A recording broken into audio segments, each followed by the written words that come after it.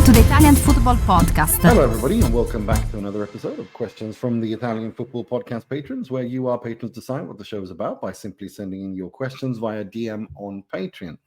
I'm joined, as always, by Carlo Garganese. So let's start with the first question, which has been sent in from Magnus Kaufmann, who says, "Hi, guys. Have you noticed that Bastoni is playing more and more these last seasons? It's less missing games with a fever and small injuries and playing every 3 days every week. He played the most of all Inter's He played the most out of all Inter's players last season. Also, I think he looks a bit stronger and a bit bigger from 2024 and onwards. What a great defender he's become, and now he's entering his prime years as a defender. Thanks, guys." Magnus from Norway. I have noticed that he does play more, and he is the bedrock on which Inter's defense lies.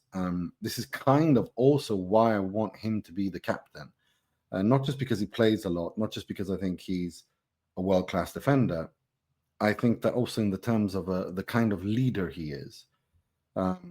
I think he embodies the kind of values that the Inter captain needs to do. That maybe not be the loudest, maybe not be the biggest star, quote unquote, like the Bergomis, like the Javier Zanettis, like the Facchettis. Not the biggest star, not the biggest larger than life character, but a leader, a silent leader.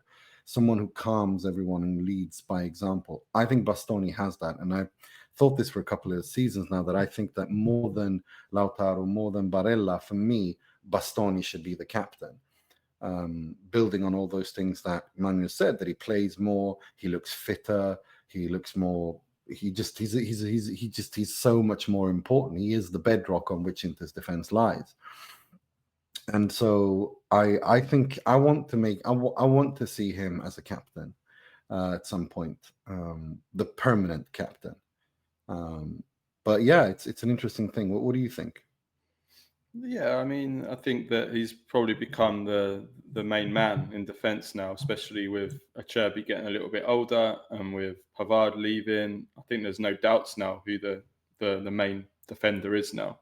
That he is the one that's got to make the others better rather than him feeding off the others, or at least being their equals. I think it's no doubt now that he is the main defender for Inter. So it only makes sense that he's the kind of the more of the constant there in the defence, and that the others will, if there is to be any rotation among the others, it will be among the others. Yeah, but he does rotate. I mean, this is what I like about what Kivu has done. I have to say, he has got the rotation spot on. He makes 5 changes pretty much every time Inter play 3 times a week. And it hasn't impacted, like I said on the Monday show, it hasn't impacted how Inter play in the sense of chance creation and dominating. So I am very happy that Kivu is cognizant of the fact that these players need to be rotated and can't overplay them. But yeah, Bastoni is one of those players that has been rotated a bit, but not too much. But like you say, he's very important. He is the foundation. Like Inter's foundation is him and Lautaro and Thuram and Barella. Those are the most important players Inter have. But I think there's more and more of an argument to be made that he is the most important player at Inter, especially given how Barella has not really been too good he's been very inconsistent, I should say, rather, for quite a long time. Bastoni's been consistent. He's been consistent, and he leads by example. And I think at Inter, the captain has to be a calming influence as well. I don't think being this kind of larger than life character, who's someone who butts heads and yells and I don't think as a captain at Inter, I think you need to be a more calming, silent leader type. And I think Bastoni ticks those boxes. And I have to say, he's not, hopefully he doesn't get injured and none of that happens, and we don't have to worry about that. But I am excited to see what he can do now that he's going into the prime of his career, which he is entering. Those years are when you do your best, and I really like.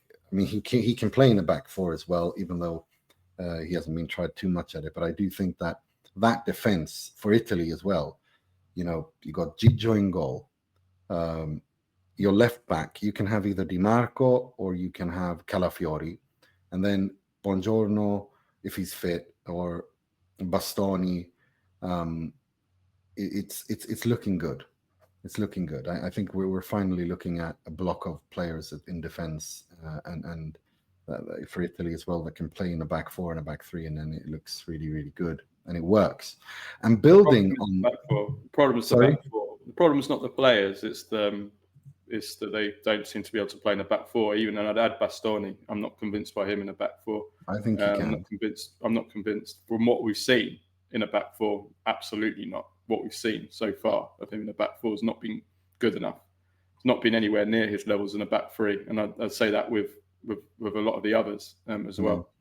That's fair, but I think he can. And speaking of that, we have another question which kind of ties into this, or we can tie it rather. I will tie it rather. Akbar Palavan says, has Kayode been overlooked for the Azzurri? He might not start, but surely he deserves a call-up since he played well for Brentford. Before we answer his second part of his question, which is about Vlahovic, could that be a solution, you reckon? Like Michael Kayode as a right back for Italy? I don't know. I need to see a bit more of him first. He needs a little bit more, but there isn't many options there. Italy are lacking in that right back department, seeing as Di Lorenzo still seems to play all the time, even though he's been terrible for Italy. For how many years has Di Lorenzo been underperforming for Italy? But he still seems to just play there because there's no one else to play. Di Lorenzo for Napoli, fantastic. For Italy, he's been bad for a long time. I would argue that he's been okay and good for Napoli the last 2 seasons. But since the Scudetto, like the year they won the Scudetto, he was unbelievable. And 6 months after that. But then he just fell off. He was a disaster the season after the Scudetto. Yeah. Disaster. After 3-4 months, disaster. Yeah. Last year, I think he was good last year. Yeah, he was good, but he wasn't at the same amazing, level. But he was good. He was good. Yeah, and it's weird because I don't. It's weird how that drop off came, isn't it? Like, maybe it's not him. It's like there isn't anybody that's really standing out that you'd say you trust him. I mean, would you trust Bellanova there? I don't think he's a. No. Well, he is a wing back. Well, he's a wing back, but then he's a wing back. Yeah. Kayode. Kayode in many ways is a wing back as well, though he's been playing, but I don't think he's a natural back four defender either. So it's Italy aren't blessed with too many options. But if they want a long thrower, Kayode's got the ridiculous long throw. Ridiculous. I don't know, man. I think if you play week in, week out in the Premier League and you do so well, you should at least be in the conversation. And I think he has. I mean, he came. If Fiorentina, I'm saying he needs to play more. He needs to play more for Brentford. Fair, but if I remember, when he did play in the back four for Fiorentina when he came up, didn't he? Yeah, but I'm saying it's not his natural position. He's not really I don't think he's a natural as a right back. I don't think. I think he's trained. He's a trained right back. Okay. We'll see. The second part of Akbar's question is, if Vlahovic has the season of his career, would you give him a new contract, considering some players like Aubameyang, Perisic, Rabiot suddenly played well in the last year of their deals? It's an interesting point, isn't it? Well, if he has the season of his career, then then that's another question. But let's wait for him to have that season of his career. Like, started the season well, but then the last few games he's had not so good. So. Yeah, we have to see. I mean, the game against Verona, he was really bad, and then it was the game against Atalanta. Didn't make too much of an impact. So we need to see that consistency over a longer period before we can even start talking about potential contracts, especially given the salary. Yeah, that's a. But no way. I don't care how well he's playing. You can't give him that salary. They can't afford it. Can't afford it. It's the club, and it means that you're weak. You have to be weak in other areas of the team and the squad, which Juventus are at the moment, and that's why you can't build a Scudetto winning team, because you're lopsided. You're too lopsided. It's a lopsided team Juventus have. Yeah. Next question, Matthew Provenzano says, "Hi guys, hope you're both doing well. I got a question for the pod. As I'm writing this, I'm watching a video about the game that announced Paolo Maldini to the world. The video says that it was the 1994 Champions League final against Barcelona. Is this true? Also, this might seem crazy to ask, but how good was Maldini truly? I never got to see him in this prime. Thanks again. Take care." What the hell? The game that announced Maldini to the world was in 1994? Where was this on? Where He's was? watching. He said he watched a video where the title was "The Game That Announced Maldini to the World," and that this was the Well, Champions League whoever final. made that video What? and said those words and allowed those words to be on the video should be sacked right now. By 1994, Paolo Maldini had already how many European Cups had he won? How many? That was his third, and he'd been That was world his third. class. He'd been world class for about 6 years. Yeah. So yeah.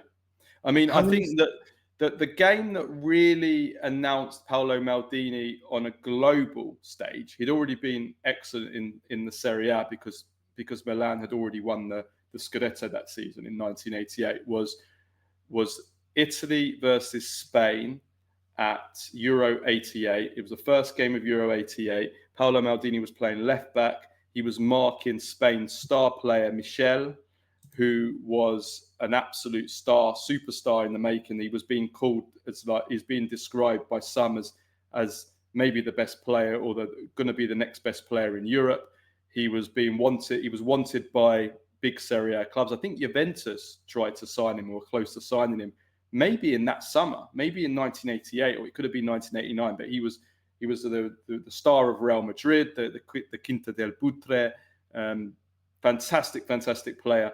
And Michel was playing right midfield, one-on-one, direct man was Paolo Maldini, who was a 19-year-old. Michel was a fantastic player, and Paolo Maldini, teenage Paolo Maldini, just completely took him out of the game. It was a clinic.